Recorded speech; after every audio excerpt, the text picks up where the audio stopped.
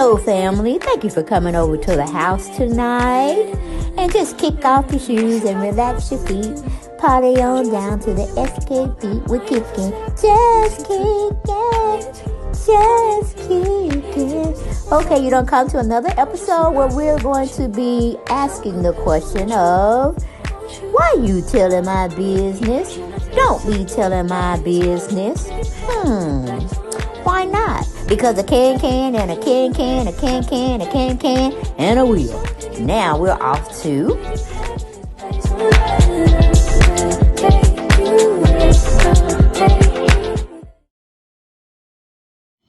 Hello everyone, and welcome back to the channel. Hopefully you all are doing well in this afternoon, morning, or evening when you're listening to this video and partaking of it, the videos. But we know we had to do the copyright disclaimer. We ain't doing nothing but having a conversation over here. Everything is allegedly, alleged. We're just having fun. We're critiquing. We're commenting. And we definitely want you to like, subscribe, share the video. Okay? Sharing is caring. We want to grow on this channel, so continue subbing. Tell your family members, your best friends to come on over. Okay? We're going to get into Bobby Brown. And no, he is not deceased. No, he's not doing anything bad out in the streets. We just want to pay homage to him because he may be still going through a lot. I know on some of his tours he's been doing, he's been looking tired. But for the life of me, I just don't understand why, well, all the guys are really touring. They, I guess, didn't make the kind of money that they were supposed to have been made, that they would do. They had to get out of their contracts. The contracts went to its entirety, and then they were like free agents out there booking and doing shows how they want to do it and how long they want to stay on tour. Because all of these young men, New Edition, they didn't do their money right in somewhere down the road, because I can't see them continuously getting into their 60s and 70s and want to put on a show, even though they may think they might be able to do a full run of a show. Look at Isley, brother. Look at Ron Isley up there. He had to do most of, in a recent video I saw, he had to do his whole performance pretty much sitting on a stool. And when you have to do that, unless you just totally known for doing ballads, slow music, you don't need to be out there. I don't know why people want to go and actually, be a part of the industry, because they don't have no retirement plan. It's pitiful. But we're going to be talking about Bobby Brown with his sexy self. That's what he looked like when he was younger. He was fit and trim. But when you hit your 50s, your middle 50s, everything just seems to go straight to the breasts on women. And for men, it'd be the stomach. And we just we don't care. We in a half of a century of our lives, and we just going to do what we're going to do. And you either love me or you like me or whatever. But we're going to give you some quick facts to know about Bobby Brown. He's also known as Robert Burford Brown. Didn't know that. Okay. He's 54 at the time, maybe turning 55. He's currently married to Alicia Etheridge, and he was formerly married to Whitney Houston. All right, from 1992 to 2007. His dad is called Pop Brown. His mother is called Carol Brown. He has siblings. Okay, he has siblings. The only one that's really mentioned in this one, which I think is very weird, is Tommy Brown. Because I know he has an older sister by the name of Leola Brown. And if you want to go, she has just started her YouTube channel and doing very well over there, giving you bits and pieces about the life and comings and goings about Whitney Houston, her family, as well as Bobby Brown. But I don't know why they don't have his other sisters listed. Maybe they just didn't want to do it. I don't know. But Bobby Brown's children is Bobby Christina. She's no longer with us, Houston. We had Cassius Brown. We have Landon Brown. We have LaPrincia Brown and Robert Bobby Jr., but he's deceased as well. So Bobby in this lifetime has lost two of his kids through to no fault of their own, I guess you would say, because we still allegedly we're kind of curious. We're speculating something went wrong. It wasn't a natural causes. I don't think it was nothing they prior or pretty much did to themselves, but they had both of them down as accidentally overdosed on medications or something to that degree. But we're not really believing that. They can say what they want, but we're not believing that. Bobby Brown has a height of 5'10". Okay, he was born in Boston, Massachusetts. Okay, his early childhood and early life. Bobby Brown was born February 5th, 1969. And, well, so he probably 54 then, because I'm 55, born in 68. He was a resident of Boston, Massachusetts. He was the seventh of eight children born to Herbert Brown, a construction worker, and Carol, a school teacher. Brown and his siblings grew up in Roxbury, Orchard Park projects in Massachusetts. As a boy, he resorted to stealing from stores. He was also involved in gangs and was even shot in the knee during a fight. So Bobby Brown get his he's a round the way type of guy. So he know about that street life, and he definitely knows about that middle class to high society life as well. At 11, one of his friends was stabbed to death. After this incident, he turned a new leaf and began to take his education and life seriously. He idolized singer James Brown and dreamt of being a singer like him since he was 3 years old. He joined the church choir, but his talents was noticed. Okay? As far as Bobby Brown's career, Bobby Brown and his childhood friends, Michael Buck Vivians, Ricky Bell, formed a band called New Edition in 1978. Ross Transfant and Ronnie DeVoe, too, joined in the band over the next 4 years. Now, I heard, now it's just a rumor, it's allegedly, I'm just saying what the streets were saying, that the reason Ralph Transfant and Bobby Brown kind of had a little falling out, and it may be a little touchy to this day, was because Bobby Brown was trying to date his daughter, meaning Ralph Transfant's daughter, which is a no-no, especially because Bobby Brown had a what do you call it? He had a reputation of loving them and leaving them, and it's just like a really bad omen to be dating somebody uh child and you're in the midst of having a relationship with them too far as a singing group. And everybody know Bobby got around. Not just Tupac got around, but Bobby Brown got around too. Okay? And all of it was consensual. And Ralph didn't like the fact that he knew Bobby's current and past history of relationships. And he didn't want his daughter getting involved. But, instead of Bobby going to Ralph and saying, he really liking his daughter or whatever, Bobby went behind his back. And when he found out, it was a bad, bad thing. But all of it allegedly, all of it's just rumor, speculation, and innuendos. But I just thought I'll mention that fact. Okay. In 1982, they came second in the Hollywood talent show at Boston Strand Theater, organized by music producer Maurice Starr. Impressed by their performance, Starr signed them to the Streetwise Records. Okay. New Edition debut album Candy Girl in 1983 boasted of the hits Is This the End, Popcorn Love, Jealous Girl, and Candy Girl, which topped the American R&B and the UK single charts. The band's second album, New Edition, released in 1983, it bettered their debut album with hits such as Cool It Now, Mr. Telephone Man, and achieved double platinum in the US.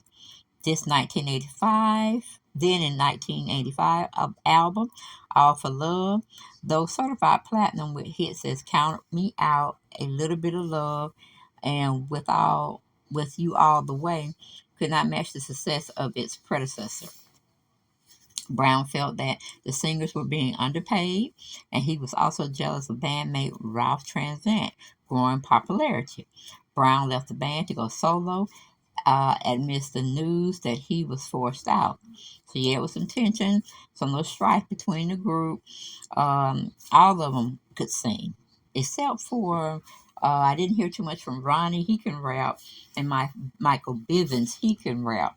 So those two didn't ever have a problem with being seen in the background. But and Ronnie Bell really didn't either, but he could play a part as a lead singer as well because he had nice vocals. But we did have some problems with Johnny Gill, Ralph Transvant, and of course Bobby Brown deciding who was going to be doing what on what song. But the strife really was between Bobby Brown because he was seen as a lead solo artist as well and had vocals, as well as Ralph Transvant, which he was the basic person that they sought out to be the front man. Or the guy that's going to be doing all the lead singing, and Bobby didn't like that. Which if you got a lot of talent, you need to showcase everybody, and whoever sounds better on whatever record that you're trying to decide who's going to be the lead singer, just, I guess spar for it, and then let the ears be the listening tool that determines who's going to get that lead or not. Because both of them, well, Bobby to me was a more showmanship type of brother, and he also could sing. Ralph was just like, like he was that Casanova suave type of guy that made the women woo or whatever. But going back to the article, it says following a contract with MCA Records, Stephen Munchat became his manager in 1986.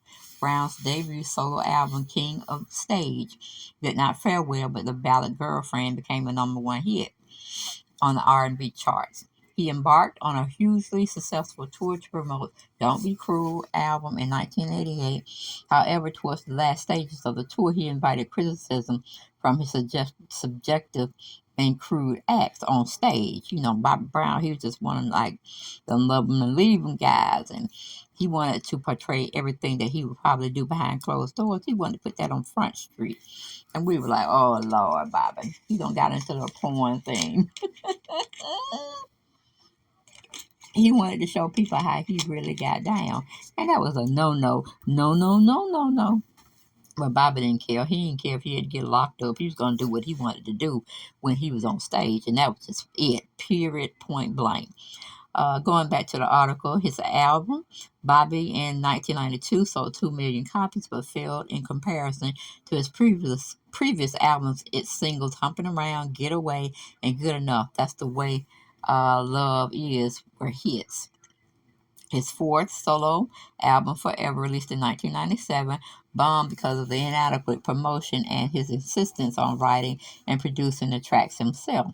He resurfaced in 2002 for a duet with rapper Ja Rule on Thug Lovin'. The decade saw him sing in Damian Marlin's song Beautiful and Real Love and single Macy Gray. In 2005, he directed the reality series Being Bobby Brown for the Bravo TV. His wife, Whitney Houston, featured in the scenes, but following their divorce, the series folded after one season. New Edition members reunited to perform Jackson 5 hits as a tribute to the late Michael Jackson at the 2009 BET Awards. They formally reunited the next year and continued to perform together. His guests appeared in films such as Panther, Two Can Play That Game, Gang of Roses, and Nora's Hair Salon, and had a major role in A Thin Line Between Love and Hate. Major works for Mr. Brown. Collaborating with top R&B artists, his album Don't Be Cruel in 1988 included 5 single hits, of which My Prerogative topped the Billboard Hot 100 and was the 33rd best-selling album of the decade. In 1989, he made a cameo appearance in the film Ghostbusters 2 and also sang 2 songs for its soundtrack, one of which was On Our Own, topped the U.S. Billboard R&B charts. Alrighty. Bobby received several awards. In 1999, Bobby Brown Don't Be Cruel won the American Music Award in 2 categories: Favorite Pop Rock Male Artist and Favorite Soul R&B Album. 3 years later, he won the Favorite Soul R&B Male Artist Award. Personal life and legacy. At 17, he became the father for the first time. He became a father for the first time. From 1989 to 1991, his relationship with Kim Ward produced two children, LaPrincia and Robert Bradford Brown Jr. He was married to singer Whitney Houston from 1992 to 2006. The couple had a daughter, Barbara Christina Brown. The marriage could not withstand his philandering and drug abuse, and they divorced, which I think was kind of harsh. The media were just adding stuff onto them that they really weren't doing. But since it was like it made Hollywood news, they just put it out there, even with the lie that Bobby Brown had introduced Whitney to drugs. Now, that wasn't true.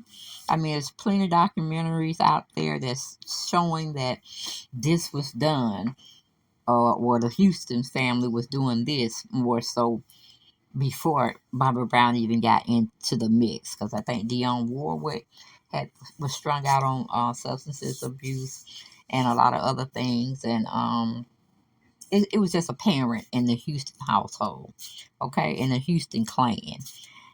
Bobby Brown didn't start no stuff, and all this is allegedly, because I ain't gonna get in trouble by the points that I feel. Bobby got a raw deal when they tried to throw all that shit on him about it was him that exposed Whitney, when no, it wasn't. But moving on from there, let me see. Bobby Brown began dating Alicia Etheridge after his separation from Houston. He married Alicia in 2012.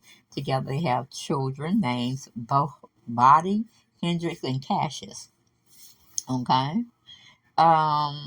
He had been pulled up by the police on various occasions for drinking drunk, or he was driving drunk. In 2013, he was ordered to attend 3 Alcoholic Anonymous meetings weekly and to complete a 18-month alcohol program. Fun trivia: the R&B singer, a distant cousin of 5-time Grammy Award winner Donna Summers, is is referred to in LL's Cool J song "Around the Way." Alrighty, that was some pretty interesting information and fun facts about Bobby Brown. Now let's go to something else. If it will pull up. Ooh, I hate this when it do this. So how are you all doing today? I hope y'all are doing well. And I don't know what is going on. I gotta get another computer. I must get another one. But just piggybacking on something I said originally.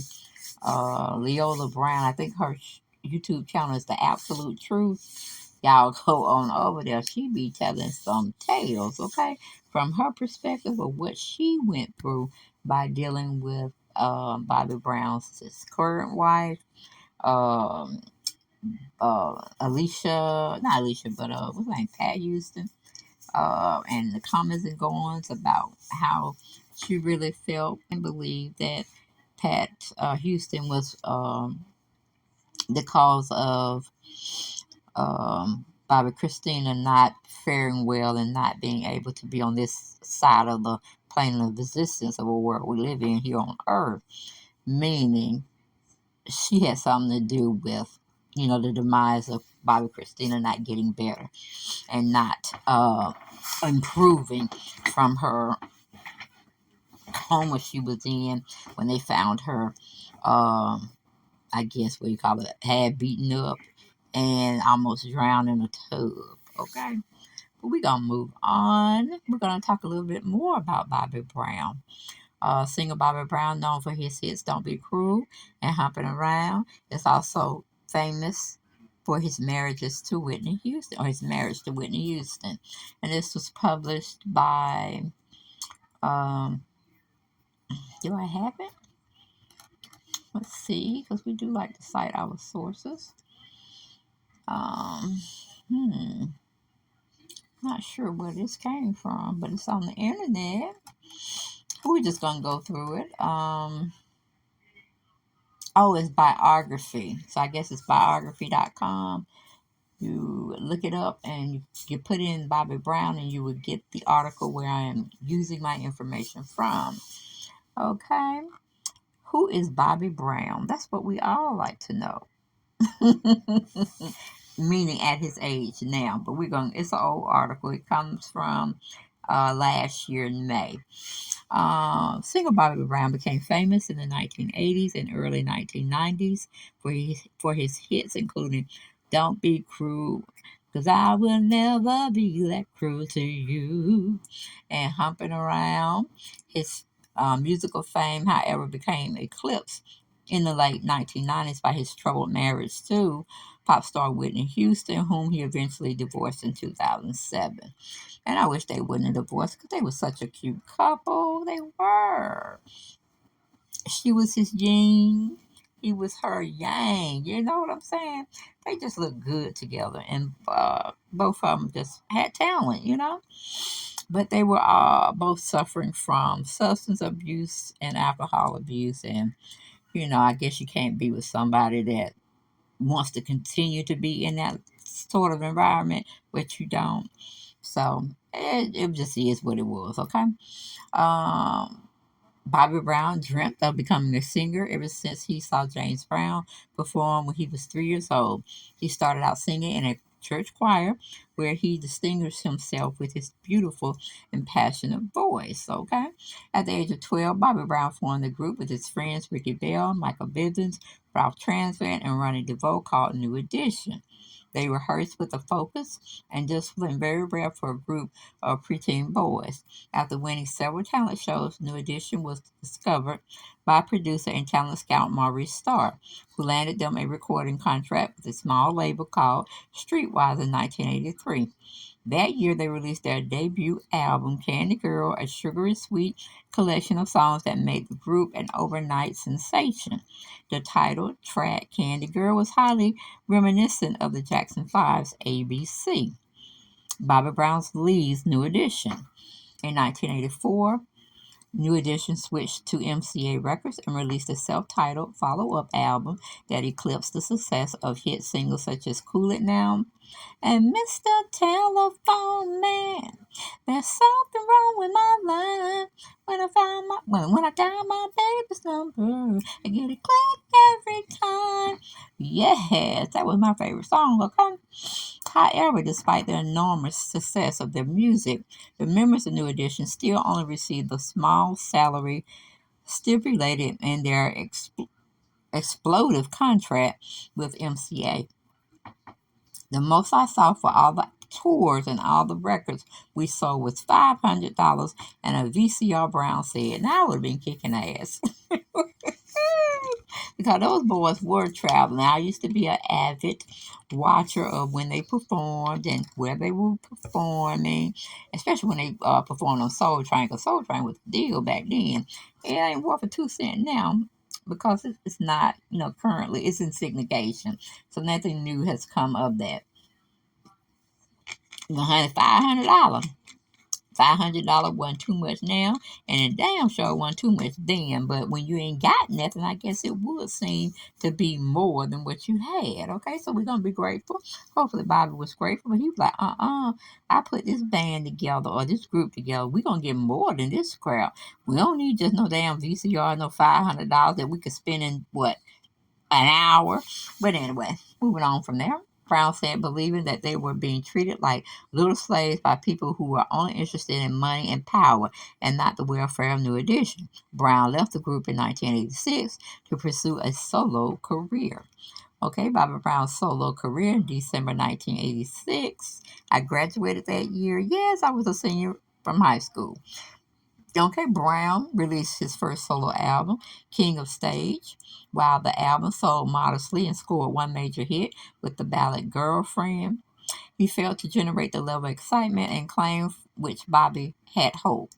Seeking to reinvent himself as an adult artist, Brown spent the next 2 years working closely with the acclaimed R&B songwriters and producers Teddy Riley, L.A. Reid, and Babyface.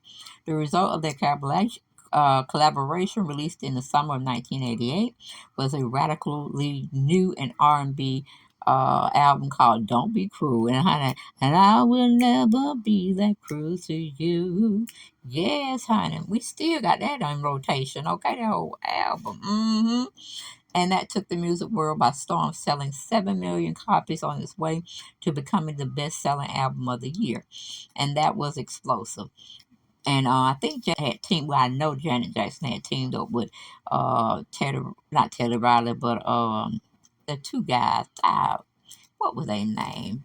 Let me see if I can go back. No, it wasn't Terry Riley. It was y'all know who I'm talking about. They wear the black blue brother clothes and shades. Heck, I can't think of their name. I always get this when I be doing videos and be forgetting the people that I'm trying to talk about. Dad, what was they? Jimmy Jam and Terry Lewis. There we go. Jimmy Jam and Terry Lewis, Lord. She got with them, Janet Jackson, her being in control. That album was damn good too. She was breaking out of her parents' ways of telling her what to do when they felt like it and ruling her life or running her life. She said, I gotta take control. And like I said, those two brothers, Jimmy Jam and Terry Lewis, they're not brothers, but brothers is just saying, they hooked her up an album, and the woman been flying ever since then. Okay. Yes, honey. But going back to the article, it said Brown high-powered, sexually charged music and live performances earned him comparison to his childhood idol Michael Jackson. In 1990, Brown recorded "On Our Own," the smash hit theme song for the movie Ghostbusters 2, and in 1992, he released his third album, Bobby, featuring the singles "Humping Around" and "Good Enough." Okay, Bobby meets Whitney. Okay. They collide together at some award show. But let's get into it. I ain't gotta tell y'all when I'm giving y'all a piece de resistance. I'm giving you all the push for your bang, like all the bang for your buck and your push for your I don't know tushy, I guess. Ooh, I'm taping at 1:35 in the a.m. So sister's tired and will be making her last video of the night, or I should say early morning. Okay, Bobby meets Whitney. Just as Brown reached the summit of his popularity in the late 1980s and early 1990s, his personal life began to spiral out of control. Tabloids reported obsessively on Brown's hard partying lifestyle, his heavy drinking, womanizing, and drug abuse. In the summer of 1992, Brown married fellow pop star Whitney Houston in one of the most highly publicized celebrity weddings in history. However, there was a tumultuous relationship from the start. They both drank heavy and became addicted to marijuana and cocaine. Brown was arrested several times throughout the 1990s for drug use and drunk driving, and rumors of marital infidelity and domestic violence became an ambiguous presence in the tabloids for years on end. During his 15 years of marriage to Houston, Brown produced only one album, 1997's Forever, which was a commercial dud. Is Barbara Brown still married? Soon after, Brown began dating a woman named Alicia Etheridge. They were engaged in 2010 and had three children together: a son named Cassius, a daughter named Bodie, and another daughter, Hendrix. The couple married in June of 2012. The couple co-founded Brown's Ribbon Entertainment, which produces music from up-and-coming artists as well as live theater performances and primetime television. Bobby Brown's personal life. Drug free after years of therapy, Brown released the single Get Out the Way in early 2011. I'm doing wonderful, Brown said at the time. I'm just moving forward with my life and trying to stay positive at all times. That summer, Brown reunited with other members of New Edition to play the Essence Music Festival. He also performed solo at the Gathering Gigolos, a music festival organized by the band Insane Clown Posse. In 2022, the newly minted Ronnie, Bobby, Ricky, and Mike, known as RBRM, announced it will embark on a world tour. In December 2011, Bobby's father died after a battle with cancer. Brown was also reportedly deeply upset by the death of his ex-wife, Whitney Houston, in February 2012. Now, we all know who have eyes and ears to see that Whitney was his true love. Now, I think his crush and true love was Janet Jackson, but Janet Jackson's dad was not going to let any of that happen. Not any of that was going to transpire. And he wanted somebody a little lighter, okay, from his daughter Janet. So he pretty much put a thick wedge on that relationship, and that was just pretty much it. So I could say his second love crush, whom he did get, was Whitney Houston.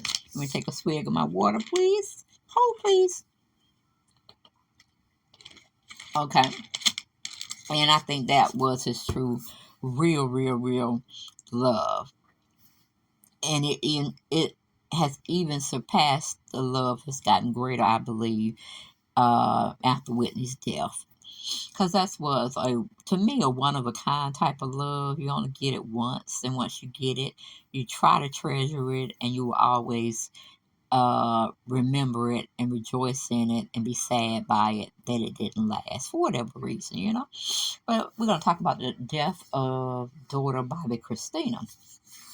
Tragedy struck again in July 2015 when his only daughter, with Whitney Houston, Bobby Christina, died at the age of 22. After being in a medical induced coma for 6 months, Bobby opened a not for profit shelter in Atlanta named Bobby Christina in 2015. The shelter aims to provide 24-hour crisis intervention, emergency transitional shelter, and access to resources, referrals, services for victims and survivors of domestic violence. Brown became a father again shortly before the death of Barbara Christina when his wife, Alicia Etheridge, gave birth to their second child, Bodie Jameson Ring. In 2020, Bobby Brown's son from his relationship with Kim Ward, Bobby Jr., died at his Los Angeles home from a suspected accidental overdose. See, that would get me when they be saying accidental. You're either going to take it or you're not. Okay? That pretty much was like the the what do you call it? The nail that hit the women, the nail that hit the hammer that hit the nail on. Y'all know where I'm going with it. Uh, Hit the nail on the head or something like that. When it was just really known that that's just not how it happened. People and that have power and the elites, they get to form and tell how a situation is going to happen, and nothing else is ever done about it. And then nothing else will ever be done about it because I believe it was higher up. Now, you got Leola Brown over there, not liking this woman not one bit. Her name is Pat Houston. She feels in her mind, and some of the stuff she could say, I would say is credible, because she's always stood up for Whitney's death not being right, Bobby Christina's death not being right, and Bobby Jr. Death not being right, or how they accurately portrayed what got them from this world of the living. She thinks it was just a higher thing that was being done, like conspiracy theories. Illuminati could have been a part of it. Government could have been a part of it. Just anybody that just didn't want nobody alive no more. You know, that type of rationale she's going with. But she really felt that Pat Houston had a great deal on Bobby Christina not surviving.